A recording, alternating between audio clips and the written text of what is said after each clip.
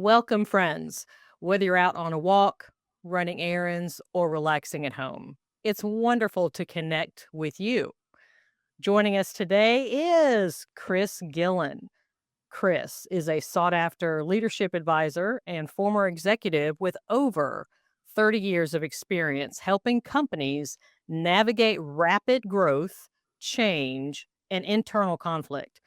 Known for his ability to cut through ego driven leadership patterns with clarity and compassion, he has worked with organizations ranging from lean startups to Fortune 100s.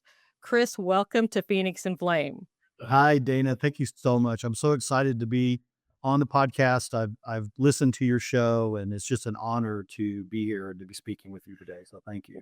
This is going to be fun. There's so much to talk about. So, I did want to toss out right off the bat in your bio, it talks about how you blend narrative psychology, emotional intelligence, and strategic development to help leaders rewrite the stories that shape their culture for good. Yeah. There is so much right there that I could go in so many different directions, but I'm just going to kind of take my cue from you. And how did you end up here? Tell us a little bit about your journey. Yeah. Thank you. I'd love to. I tell people when I talk about the book that this was a book that's been 50, almost 55 years in the making. But I got really, a calling, I guess you could say 4 years ago to really write it. And, I tell people that my journey is interesting because I was actually born into a family of professional victims. And I say that, and people are like, what does he mean by that? Well, listen, I love my family, I love my parents, but I had a dad who just could never accept responsibility for his decisions and his actions. Everything was somebody else's fault. And that's how he lived his life. There was never anything that he would take responsibility or accountability for. And I watched how that affected our family. I was fortunate as the oldest child to have a deep relationship with my grandfather, who was the exact opposite. This was a man that was born in the Depression, took full accountability, responsibility for everything, and it instilled that mantra in me that when you make a decision, you own it, good or bad. You don't blame anybody else for it. But in my family, I watched this whole concept of blame and erode the quality of life my dad had, and he ultimately died at 54. And I'd say he died a victim. He never got to know his full story because he wouldn't allow himself to take responsibility, to look internally to say, okay, what's my role in this? What can I do differently? And unfortunately, that was passed on to my younger brother, who was 8 years younger than myself. And he fell into the same mentality of never being able to fully accept responsibility for his actions and decisions. And, tragically, he committed suicide when he was 34. And I tell people that it's a terrible thing, but I tell people that is that he had reached a point in his life where the world was a villain. There was no way around it. There was nothing that he could do, nothing he could say that was ever going to change his circumstances. And he believed people owed him something, and he didn't see a way out of that. And as a result of that, he took his own life. I think that's the crescendo of what happens when you allow yourself to fall into blame. And somebody asked me, what is the villain trap? What is that? And I said, it is born out of elements of psychology and emotional intelligence, but what it is a cycle that we fall into when we blame others, right? To avoid facing our own accountability. It's a choice. So sometimes you ask me, well, what's the difference between being a real victim of something and being a pseudo victim? So listen, you're choosing to do this. It's much different than if I just go to the ATM and somebody hits me in the back of the head and I'm a victim of a crime, right? In this case, what we're talking about are the conscious decisions that people make where they allow themselves to pass off blame and to not accept accountability. And they place that on other people because it feels better when they do that. So that's really, how I got into this with my family. And then I started to see the same things when I was, in my corporate career for 30 or 35 years where, leaders and employees of companies point fingers, right? And I've really started to see how that impacts the organization culturally. Wow. Okay. So So many places to go. So let's rewind, and I'm going to kind of hover over a little bit about your experience with your dad, because people when they're at work, those are people. They're at work, but they're still the same person, and so they're going to enact the same habits and patterns. They don't just magically transform into someone else when they walk through the threshold of the employment, That's right. for, the place of business, and so understanding the whole picture is so fascinating.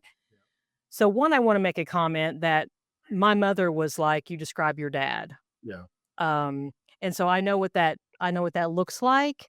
I can remember making a comment one time to, a medical, resource agency that I was talking with regarding her, and I said, "The thing is she can do these things, she just won't." Exactly. And so because you were talking about the difference between, someone asks you, "Well, what's the difference between someone who's a legitimate victim versus a pseudo victim?" It's that choice, and it's that cascade of things that happens after that. So I'm interested in your conclusion from your experience, personally and professionally. What do you feel like prevents people from accepting responsibility? Because I know we have listeners right now that they know people like that, or maybe they're thinking, "Gosh, is that me? Could that be me?" Or they know someone exactly like what we're talking about. So I'm wondering from your experience, what do you think? What conclusions have you come to Mm. about what prevents people from accepting responsibility? Yeah, yeah, it's a great, great question. And I think there there's one prominent thing, which is our ego.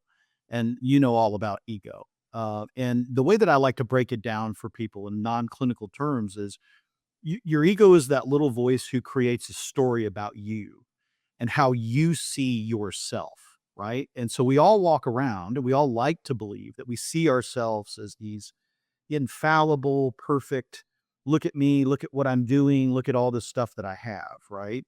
And we know that that's not the real story. That's just the story that our ego is telling us, and the image that we portray out to other people.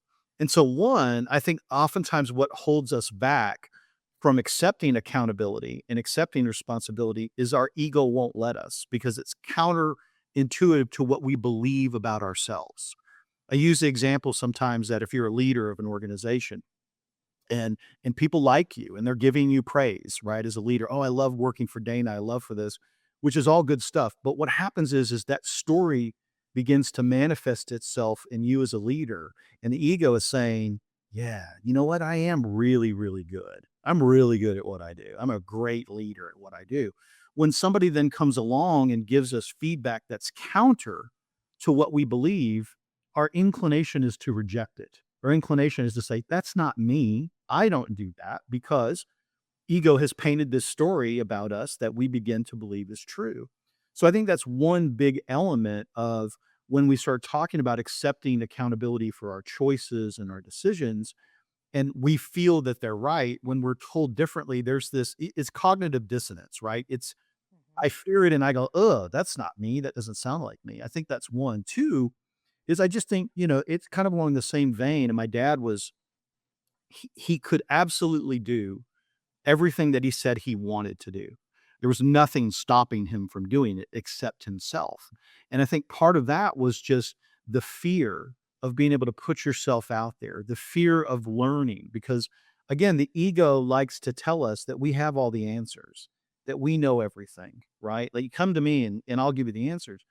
To really grow and develop, you've got to reach a point where you say, "I don't know. I want to learn. I want to ask you, Dana. I'm not good at this. What else could I be doing?" And I think those two things really keep people in this box or in the trap, as I like to say, where they've just reached a point where they're saying, "I believe who I am, and this is how I am," even when the world sees us differently, and we fail to take a step back, humble ourselves, and have humility to say, "You know what? Maybe I'm not as good as I think I am, or maybe I don't know as much as I think I do," and put ourselves out there to learn it. I think those are the two biggest things that stop us. Mm. And I can see that so much in a personal life and also professionally, how that would impact people. So given what you're saying, what have you experienced and run across that helps people? to accept information about themselves that is a counter Yeah. to their story. Yeah. Especially, they need to grow, but they've decided, okay, this is what I believe about myself. So, what is it? What components, what factors have you run across that actually helps people to accept Yeah. this information that may be absolutely true, or at the very least, it's legitimately someone else's opinion? Yes. What helps them to receive that versus saying, you're wrong. Yeah. This is who I am. This is what I do. You need to go away and shut up because I'm not going to listen to anything you have to say. Right. Not my fault. What helps them not do that? Yeah. Well, I don't know how much experience you've ever had in your life with dealing with anybody who has an addiction, a true addiction.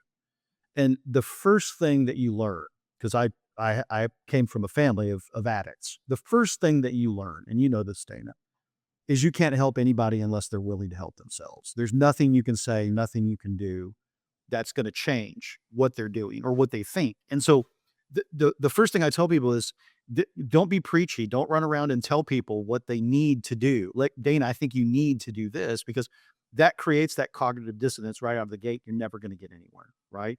I think what really helps people come to grips with how do I change is like my book, reading a book that and allowing yourself to open yourself up to say, is this me? Do I do these things, right? Objectively.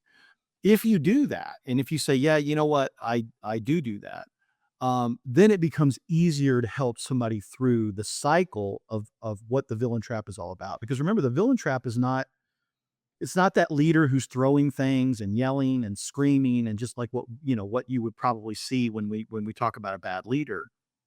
What this is quiet. This is I like to say, the put baby in a corner moment where Mm. you say something to me that I don't like as your leader, and I go through a process, which is really what we refer to as the blame bubble, where you then are saying, Dana's telling me these things because she's always been after my job. And you know what? I don't want to include Dana in all of these meetings anymore because I think she's out to get me, right? That's that silent creation of the villain in your narrative that allows you to accept, like, it's not me, it's Dana, and to allow you quietly push Dana out. And so sharing examples with leaders in particular, I haven't met a leader yet that has read the book and said, "Gosh, I do this." They all come back and say, "Oh, that's not me. I that's not me. I don't do that." And the reality of it is they do, and we help them through some workshops and try to get some feedback from people because they don't think they're doing it. So I think it's I know that was probably a non-direct answer, but it's a challenge because you have to accept that you need to change, right? What you're doing and how you're leading. A lot of people that have read the book have said the same thing. Where was this 30 years ago? I wish I would have read it as a new leader. And I think it's perfect for anybody entering the workforce as a new leader to really kind of read it and understand it before you get ingrained in your leadership style and your certain way of doing things. But like anything, it's a process. I think people have to legitimately assess themselves and say, what can I do differently? And then apply some of the principles in the book to be able to help you do that. The last thing I'll say, Dana, and I think this is big, is if I were to tell anybody, get off social media. I think social media is one of the worst things you can do from a humility perspective because social media for most people is used to be, look at me, look at what I have, look at what I'm doing, look how good I am.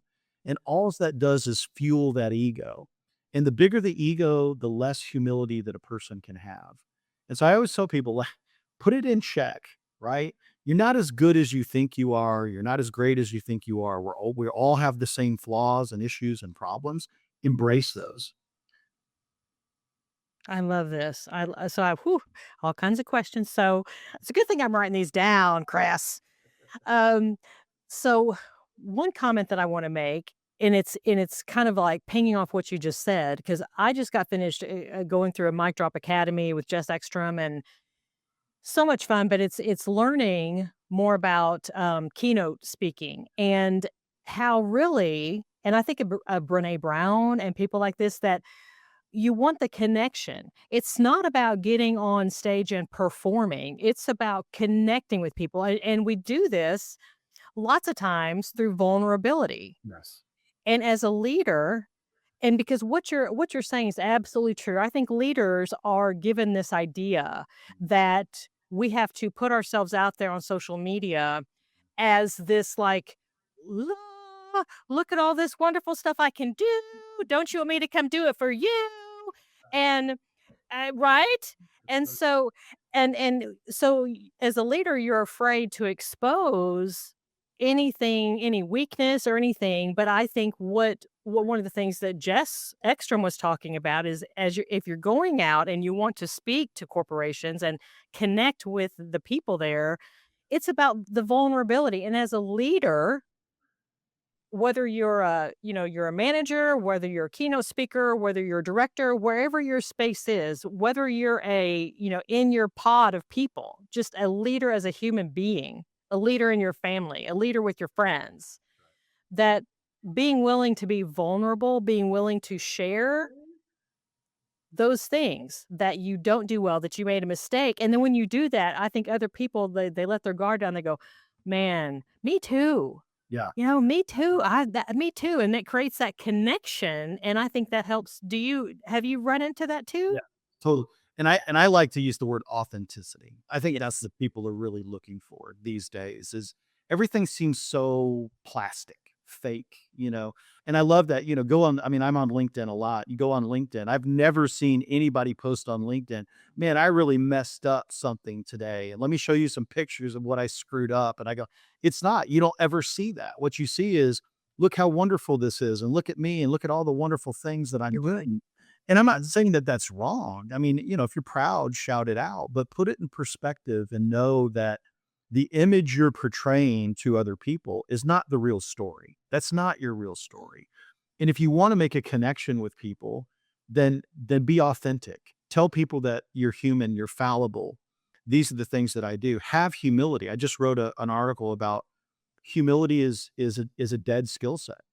I just you very rarely do you run into, especially senior leaders, who are humble and down to earth. They're not arrogant. They don't have egos. I went to a thing one time, a conference, Dana, and I'm not going to say the name of the company, but let me just say I went to a conference once, and this company, their whole mantra is helping people. That's what they do. They're an organization known for helping the less fortunate, and it was a CEO conference. And so all their CEOs were there. And I'm thinking about that. Wow, this is an organization that's dedicated to literally helping the disadvantaged, right? And they were the most arrogant people I think I have ever met in my life. And I asked myself, I was like, "Hey, why are you working for an organization that is the whole mantra is to help, yet you're portraying yourself as somebody who doesn't help, that you're better than everybody else. You're better than the people that you're helping." And so when I look at that and I say, where is the humility? Where is it doesn't matter if you're making $20 million a year or $20,000 a year. We should all be supportive of each other, regardless of what we have and who we are. And I think that's a really important thing for people to take away is that vulnerability isn't weakness, it's strength. It's real strength. Yes. It's scary to do it because it's counterintuitive to what our ego is telling us to do. That's fabulous, because it reminds me of a comment that I hear, fortunately, not as much as I used to in my practice, in my psychotherapy practice, that someone will come in, most times it's a male, will say, you know, "I feel like, weak people have to come to therapy." I'm like, "But you know what? That's the strongest thing, Yeah. because you're willing to come here and to be authentic, to be real, to be honest about I mean, I said it's going around in your head anyway, so you might as well come in here and cough it up so we can do something with it. I said the people that are weaker at that moment and on their journey of life, they're not ready to face those things. So I want you to view your time here with me in my office as a position of strength. Strength. Yeah. Being willing to be vulnerable is a position of strength. Now, let me ask you, do you feel like everything that you're talking about, because I'm playing around in my head, and we were chatting earlier, listeners, before I hit record, but I hit record as soon as I as soon as I we were talking about, Chris, the generational differences. Yeah. And it seems like that the younger generations, the Gen Z, the Gen Alpha that are come along, they seem to value authenticity more. Yeah. We're both Gen Xers, and so we were talking about how when we were raised, people didn't want to know, you didn't share stuff. You just basically got shit done. You just shut up and got shit done. And you didn't talk about it. You didn't talk about your feelings. You didn't talk about you just kept at it. You didn't challenge anything. You didn't ask any questions. And it caused a lot of problems because of that. And so the younger generations are looking at things from a very different standpoint. So share with us your wisdom and your experience about Mhm. that. Yeah, I love it because I often talk about there's multiple factors, not just artificial intelligence, which everybody will have you believe, that are reshaping the way we think about living and working. Lots of different. One of them is this generational, massive generational change that's happening, right? And so if you think about this, boomers and Gen X have been in control of corporate culture and structure and work ethic for the last 50 years, right? Let's say. And here's an interesting statistic as I was researching for a paper. Gen Xers, right, we're often called the forgotten generation because we're sandwiched between boomers and millennials, right? And so we're small comparatively. Gen X holds 70% of all leadership positions globally today.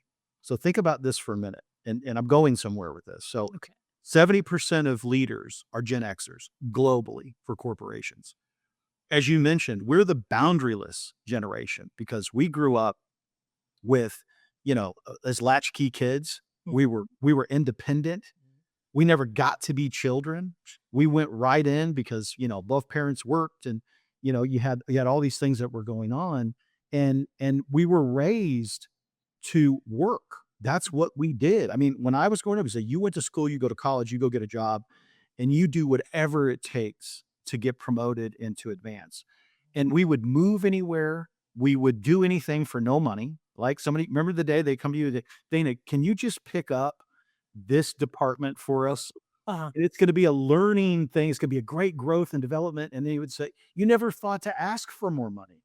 You just said, 'Yep, I'm in.' And you were there 6 a.m. to 9 p.m. And that was your life. Your life was all about work, right? Again, I'm not suggesting that that's good or bad. It's what it is. Mhm. You have this generation. I think it started with the millennials kind of questioning, the whole work ethic and what I get of it. And now you have Gen Z, Gen Alpha that are coming up that are that have boundaries. They're now saying, "I'm not gonna go anywhere and do anything for no more money. I'm not gonna give you my services for nothing. You've gotta come to me." And now it's kinda gotta be a tit for tat relationship. I'm giving you something, you're giving me something. That's so drastically different than what corporations have done for the last 35 years, that what you're seeing now is you're seeing companies try to fight back against this by saying, "You know what? You're coming into the office 5 days a week. I don't care if you want flexible working relationships. This is what you are gonna do," because that's what we did. That's Mm. what Gen X did. And where do you think those decisions are coming from? They're coming from our generation who's saying, "Wait a minute, you can't work from home. I never work from home. You've got to be in the office. You've got to have a butt in the seat and you got to be here from 6 a.m. to 6 p.m." And so companies are pushing back against this. The employees, the workers are saying, "No, that's not the way it's going to be anymore." And what you have is just this impending change that will take place over the next 2 or 3 years to see what does the future of work look like? Mhm. Oh my gosh. That that is, I mean, it's gonna be interesting. It's gonna be very interesting because 'cause I'm thinking earlier about what you said about the rewriting the stories, because that's going to happen, because time is going to keep passing, Yeah. and the stories are going to be rewritten, and so I think it's amazing for people like you, Chris, and myself to have these conversations to talk about how can we reach out and help, and this process so that it gets rewritten in a very positive, productive, wonderful way that's good for the company, for the bottom line, and also good for the employees. In my mind, it's the same thing. My keynote is becoming the CEO of your mental boardroom, banishing burnout with boundaries. Yes. So to prevent that overwhelm and quitting, which is in turn costing the companies a lot of money. Yeah. So again, I have so many more questions, and I'm looking at the time going, "Oh my gosh." Okay, so let's talk about KPIs for a moment and explain that to my listeners and what happens when companies become too focused Mm. on the KPIs. Yeah. Key performance indicators, obviously, every corporation has them. They have those identifiable metrics that determine success or failure in an organization. And in most organizations, and I know in every organization I've ever worked in, they are the end all to be all, right? That is how you are measured. You look at the KPIs. The problem with the KPI is all too often people don't care how you get there. Right? They don't care how I got the result. They just want the result. And when you operate a business like that, then you're making decisions purely off a number, right? Or purely off a set of goals that you want to hit, and you're willing to do whatever to be able to go hit those goals. The problem with that is that all too often the human element of the employee falls out of the equation. Because now I'm just thinking about you got to go, Dana. You got to come in tomorrow, and I need you here for 12 hours. You got to hit this number, right? And we stop thinking about the human element of the business. And so now it's performance over people. It's profit over people. And that's typically what happens in all of these organizations where they just stop thinking about the good of the worker. What can I do to make you better, Dana? How can I get more performance out of you by nurturing you and developing you in creating a safe space for you to work? Now it just becomes, well, Dana, if you can't do it, somebody else will do it. So get out. And you're never going to create a truly employee centric organization when your sole motivation is KPI. And that it is. It's counterproductive to everything we have ever been taught and think about from a business perspective. It kind of runs. Can you effectively run a consciously capital business if you're never thinking about your employees? If you're only thinking about the end goal and the profit. And so that's what I tell people is, you know, yes, goals are important. We all have to have those hit, but focus more on how you hit the goal, not just hitting the goal. Because when you do that, suddenly the people become in play. And now I need to get more performance out of Dana and more performance out of Tom. Well, what do I need to do? I need to nurture. I need to develop. I need to give you the tools and resources to do that. And that's the essence of the future leader. The future leader should be that person that is there 100% of the time to make their team better. That's what their role is. That's what they do. They're not the doer, they're not the driver. They're there to coach, guide, develop, and nurture the team. When you do that, not only will you hit KPIs, but suddenly the employee culture changes in your organization because people feel heard and they feel valued and they feel part of something versus go hit this number. Well, how do I do that? I don't care. Just go hit it. You know, Chris, what's interesting though, as I've heard from discussions with corporate leaders, is that yes, on the one hand, they're talking about, the KPIs, but then they're also that's out of one side of the mouth. On the other side of the mouth, it's about, but we want engagement. That's the big buzzword. We want engagement. We want, and so it's like how, the engagement is more about what you're talking about because the bottom line is happening from the people. And if they don't feel like they can continue, if they don't feel heard and nurtured and supported, then they're going to leave. And then where's your KPI then? Right. So it's sort of like, so one last, I want you to think about the villain trap, and how do you feel like, what would you want to leave my listeners with that haven't read your book? They're going to because they're hearing about it now. They're gonna be like, oh my gosh, this is going to sound so interesting, and I've got to read this villain trap.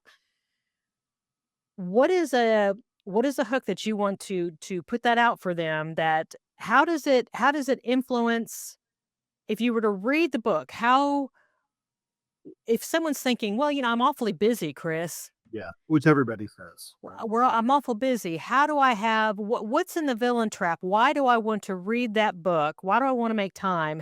What kind of difference is it going to make in my life Yeah. to go get that book and read it?" Yeah. Well, I would say a couple things about it. One, I would say the world is changing. And everybody kind of goes to AI, right? And it is. AI is going to be a massive disruptor, is already becoming a disruptor. But there's so many other forces at work right now. Declining birth rate, massively aging population. It's going to be the largest group of people that have ever retired in the United States over the next 10 years. You've got birth rates at historical lows. You've got Gen Z and Gen Alpha who are just rewriting the script on everything. I mean, they're not drinking. Gen X was the drinking generation, right? This generation isn't drinking. That's a ripple effect across so many different industries. They're not consuming like we consume. So the material aspect of things give way to more experiential things, right? And so society as a whole, whether you want to believe this or not, is undergoing significant change. That means you as a leader, and you mentioned this before, Dana, not just at work, but a leader in your home, a leader in your community, a leader in your church, you're going to have to change to adapt, or you won't be part of the new civilization going forward because you won't recognize it. And to do that, you've got to recognize, especially as leaders, when you think about leading this generation, you've got to recognize your own shortcomings in what you do. And that's what this book does. This book takes what I believe is an epidemic, blame, because you can see it. Watch the news, watch social media, watch this. Nobody's accountable for anything. It's not my fault. Oh, I robbed your house. Well, that's not me. That's somebody else. Right. So, this is what the book does. I think the book, if you allow it, and if you open yourself up to say, I'm just going to read it and I'm not going to have any preconceived notions, whether I do or do not, it will help you kind of understand how you can get rid of blame, how you can accept accountability and responsibility for your actions and your decisions and embrace those holistically to get to a real story and not be afraid of it, right? If you're going to post a success story on social media, that's great. But the next day, post something that isn't great. I guarantee you'll get more connection with people when you do that versus the look at me, look at what I have kind of thing. So that's where we're headed. I just don't think a lot of people really understand all of these macro forces that are all competing at the same time right now, which is why people feel weird. I think that's a word most of I talk about. It's just like it's a weird time, with Yeah. everything going on. That this offer, I think, some level of grounding. The last chapter in the book is dedicated to the villain trap at home because there's nobody we villainize more than our family and our loved ones. And you do it 1,000 times a day and you don't even know it. And so this is going to help you not only in your work relationships, but I believe it's going to help you in your personal relationships as well. That's fabulous because they overflow. I mean, I've had conversations about burnout, and because of what I do for a living, I know that how someone functions at home bleeds into who they are when they walk through the doorway at work, Yeah. and what happens to them at work is on their shoulders as they walk through the doorway at home, Yeah. and it weaves back and forth. We are a whole person, and so it's definitely within our best interest to focus on both of those landscapes. That's exactly right, and that's what it is. It's, I really feel like we've reached a point in society where it's just natural for us to say, "No, it's not my fault. No, I didn't do it. It's somebody else's and blame." And I always say in the book, it makes your ego feel better, makes you feel better because you don't have to take the responsibility. But quietly, it's eroding how you think and how you feel and how you look at the world versus taking accountability and ownership. And think about if everybody in the world thought about before they made their decision or took their action, thought, how is this going to impact me and others? And then made the determination whether they would or would not do that, we would be living in a completely different world than we are today. Oh, 100%. I mean, Chris, I'm thinking as you're talking, I'm thinking one of the slides in my keynote is you have to own it to change it. Yeah. Because you can't change something that doesn't belong to you. So initially, it feels kind of good blaming everybody else. But if it's someone else's fault, you don't have the ability, you have no agency to change No that. agency. And that's why I say you give away your power. Every time Yes. you blame somebody and you point the finger and say, "It's you, not me," you're giving away power. And people are like, "Well, what do you mean I'm giving away power?" You're giving away the power to actually look in the mirror and say, "What changes do I need to make? What can I do differently?" That's where it really begins. Accountability begins with, in any situation, what could I have done differently before you can say, "What could you have done differently?" Yes. Yeah, absolutely. Man, Chris, okay, before I let you go, I need to find out. Now, the link I had from Podmatch, looks like it goes to, the Amazon to get your book. Is there a website that you want my listeners to be able, because I know that they're gonna wanna go someplace to find out more about you. Where do you want them to go? www.thevillaintrap.com. If you go to the website, you can learn more about me, you can learn more about the book, and you can learn more about keynote speeches and workshops that I perform for companies. The book is available on Amazon. It's called The Villain Trap, and it's available in a hardcover.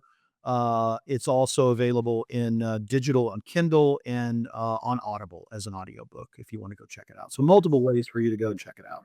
That is wonderful, and I want to thank you for spending your time and your energy to create that book, because that takes that's an like a effort of love. I mean, you really it's a lot, and you have to sacrifice your time and other things that you would rather be doing to really put that together and to make it sound exactly and then go through all the publishing stuff and all the things. Thank you for doing that. So people can read it and benefit from that. Thank you, Chris. And oh, thank you, I hope so. It was a real labor of love for me, and, I say, if you've ever written a book, you don't write a book and become a millionaire. You write a book because you wanna get the message out, and that's really what I want. If I can help one leader, if I can help one organization cut through blame and create a better culture internally for them, or help a leader feel more grounded and more realistic about what they're doing, that's the essence of the book. And I love talking about it. And so that's it's fun for me to get out and have these conversations. Yeah, fabulous. Chris, thank you for spending your time today to come on my podcast and to share your wisdom and your experience, and your journey with myself and my listeners. Thank you. Thank you, Dana. I was happy to do it. All right, listeners, I know that you've heard multiple things today that you're thinking, oh my gosh, I have a friend, I have a coworker, I have a family member that absolutely needs to hear what Chris Gillen has to say. Take this episode, copy and paste it, send it in text, send it in email, put it on your favorite social media platform so that we can spread the word. We can grow our Phoenix and Flame community to let people know you are not alone. I hope your day is great. I hope the rest of it goes fantastic. I'm Dana on Phoenix and Flame.